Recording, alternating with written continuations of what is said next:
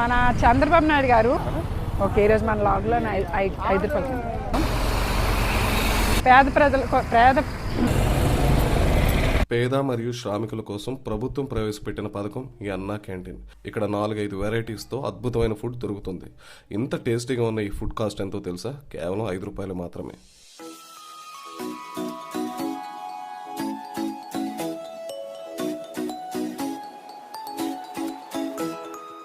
భోజనం ఆనందపురం నుంచి వస్తాను.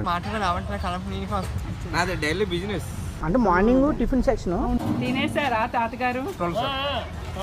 కిందన ఎందుకు కూర్చున్నారు మీరు?